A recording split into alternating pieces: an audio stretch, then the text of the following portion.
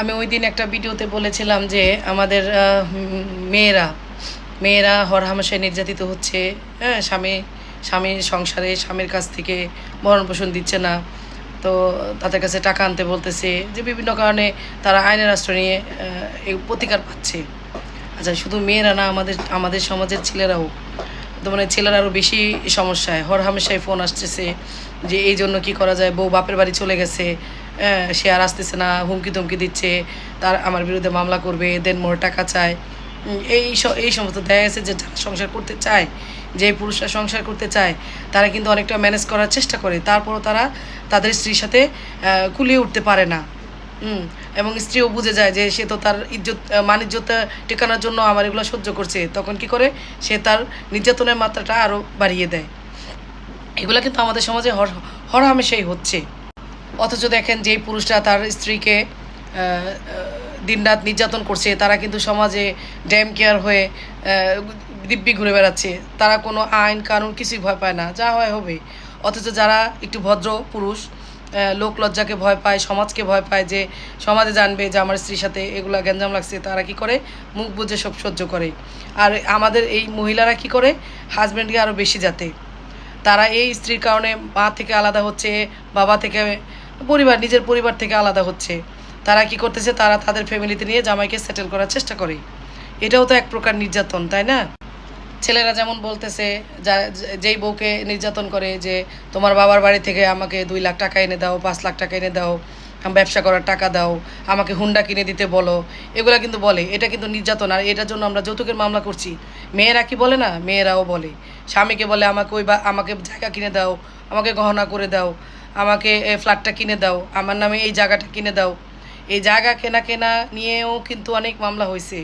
হ্যাঁ, পরিস্থিতির শিকার হয়ে যাচ্ছে ছেলেরা, কিছুই করার নাই তাদের। এই যে স্ত্রীরা যে এরকম অধিকার করতেছে, একটা পুরুষের দায়িত্ব কি?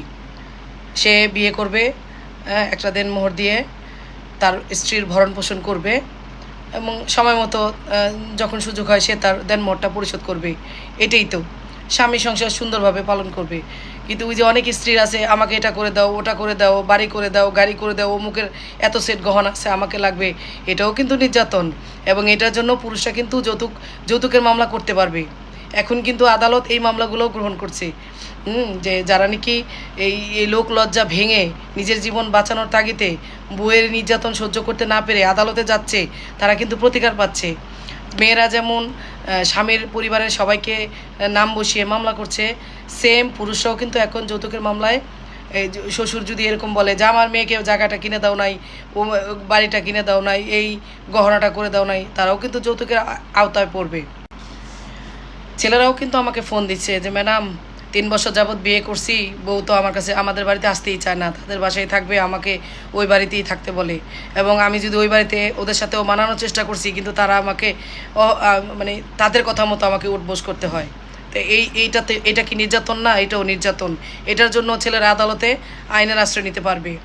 আবার দেখা গেল যে যারা সেনাবাহিনী, দেখেন এই সাধারণ পাবলিকের চাইতে, সাধারণ পুরুষের চাইতে যারা সেনাবাহিনীতে চাকরি করতেছে, পুলিশ, তারপরে আপনার বিজিবিতে আছে, তারা কিন্তু আরও ভয়ঙ্কর নির্যাতনের শিকার হচ্ছে।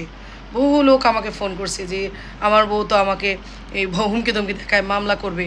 কারণ সে তার দুর্বলতা বুঝে গেছে যে এদের যেখানে চাকরি হয়েছে ওখানে যদি কমপ্লেন করা যায়, তাহলে তাদেরকে সাময়িক বরখাস্ত করা হবে, এবং এমনকি যে তাদের সাথে তাদের চাকরিও চলে যায়।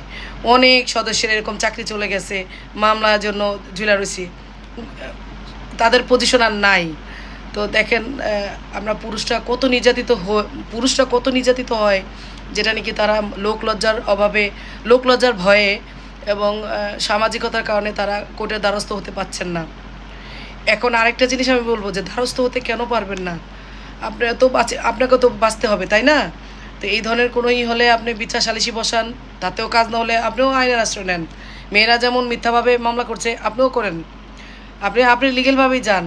তাহলে কী হবে, যে ছেলে মেয়ে যদি পরস্পরে এই যৌতুকের মামলাগুলো করে, একটা পর্যায়ে দেখা যাবে মেয়ের আর যাবে না, যে আমি যদি যাই, এরপরও যদি কেউ মিথ্যা মামলা করে, সেটা যদি আপনি প্রমাণ করতে পারেন সাক্ষী প্রমাণ দিয়ে, আপনি কিন্তু তার বিরুদ্ধে ওই মিথ্যা মামলার জন্য ব্যবস্থা নিতে পারবেন।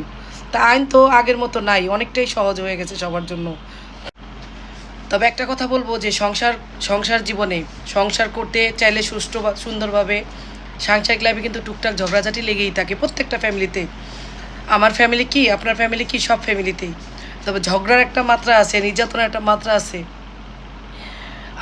আমি বলতেছি আমার কি ঝগড়া লাগে না? আমার হাজব্যান্ডের সাথেও আমার ঝগড়া লাগে, খাবার টেবিলে ঝগড়া লাগে। এই তো মাঝে বাজার করে আসলেও ঝগড়া লাগে, এই মাছটা কেন সুন্দর আনো নাই, পচা আনছো, এই নিয়ে আজ আমার সাথে ঝগড়া লেগে যাচ্ছে।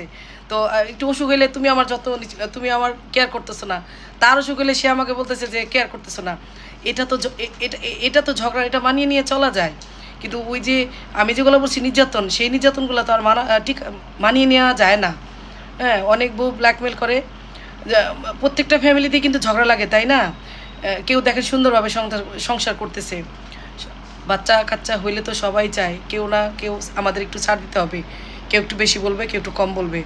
আর এই বাচ্চা কাচ্চাদের দিকে তাকে সংসারটা সুন্দর করতে হবে।